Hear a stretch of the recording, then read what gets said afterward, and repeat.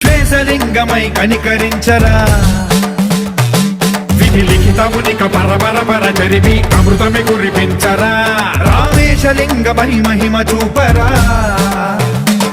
పలు శుభములగని అభయముని లిఖితము సతతము అందించరా